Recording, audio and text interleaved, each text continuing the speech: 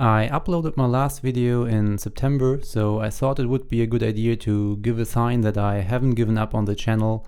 Since December I am working on a new video, by far the biggest project so far, and I assume it will be finished in February or March. But because I didn't want to have such a long time window without a new video, I came up with the idea to produce this one. It's about a game I have recently played online. In my opinion, a very interesting and instructional one. The game features positional ideas, but also tactical shots and forced mating lines. Additionally, it also illustrates why following basic opening principles blindly is not always a good idea. I had the white pieces and started out with g3, the Hungarian opening, to which my opponent replied with f5, the Dutch defense. We now played some natural development moves, bishop g2, knight f6, c4, e5, and now I played d4 and asked black what kind of pawn structure he wants to play. He could take the pawn, even though it's not leading to a pretty position. Knight f3, c5, e3, d takes e3, bishop takes e3. Now white is down a pawn but has more than enough compensation. Better development, a good outpost on d5, and additionally black has a problem to solve with the d7 pawn, which is a target now.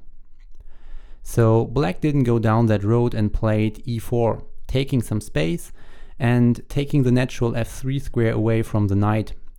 Knight c3, c6, d5, this is a known position. It has, for example, been reached in the game between Peter Svidler versus Magnus Carlsen in 2012, which ended in a draw. My opponent now played a move that was problematic, c5.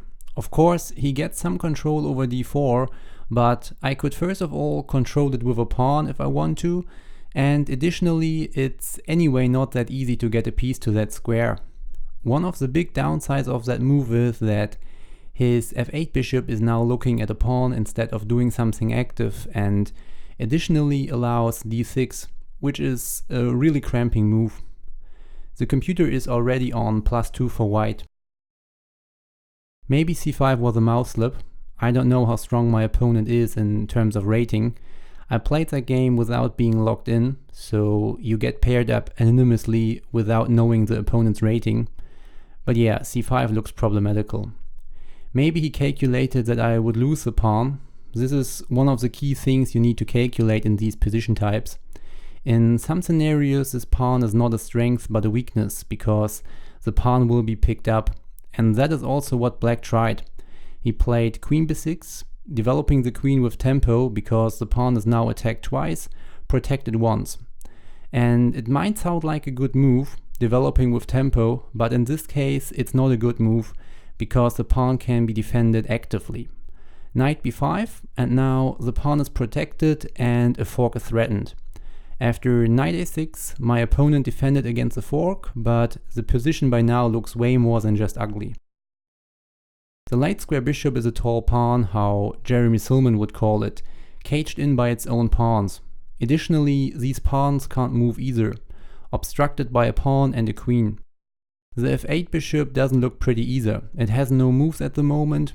g6 bishop g7 is probably the way to go to improve this bishop, but that will take time, and time that black does not have. Another problem is that black would like to kick the white knight on b5 with a6, but that is not possible because there is already a knight sitting on that square, and that knight on the other hand cannot move without allowing a fork. So black is in an extremely cramped situation. I now played knight h3, developing the knight and preparing to castle. Black now played e3, probably with the idea to free up the position a little bit. I took the pawn with the bishop, however the engine even prefers to take with the f-pawn and use the f-file with the rook. Knight e4, bishop takes e4, queen d5. By now, Stockfish evaluates this position with +20. I think that is also an interesting aspect of this position. Black is only down a pawn, but his lack of activity and his bad piece placement is so severe that Stockfish gives this position as +20. King d8 was played next, and that allows a mate in 6, which I was not able to spot in the game. It was a 3-minute blitz match without increment, and I was at that time quite low on the clock. I know I should have a lead on the clock with such a nice position, but I hadn't. If you want to spot the mate in 6 on your own, you can pause the video now, or if you want to hear the solution, you can just keep watching. Queen g5, king e8, queen e5, king f7, knight g5, king g6, queen e8, king h6, knight e6, g5, bishop takes g5, checkmate. I played bishop g5, forcing the king back into the open. By now I was really low on the clock and just played some quick moves to make sure that I'm not losing on time. I'm going through them really quickly because at this point it doesn't really matter which move is played. Every move that is somewhat logical is completely winning. Castling h6, queen takes e4, king f7, queen d5, king e8, bishop f4, h5. Now queen e4 or queen e5 would lead to mate in 5. I played knight g5, which is a mate in 7. But after h4 it's actually a mate in 2. Queen e5, king d8, knight f7, checkmate. Yeah, I think the end was not that interesting. I choose the match because of the interesting opening position that really illustrates the importance of piece play. One problem was c5, that cages in the f8 bishop, but also the queen b6 move, which is in a way logical because it develops with tempo, but as we have seen in the match will cause only problems for black because the threat can be defended actively. An attempt to get in a setup like b6, bishop b7, knight c6, g6, bishop g7 would of course be a better attempt to keep on fighting. However, the position is of course lost. That's all for this video. I hope you liked it.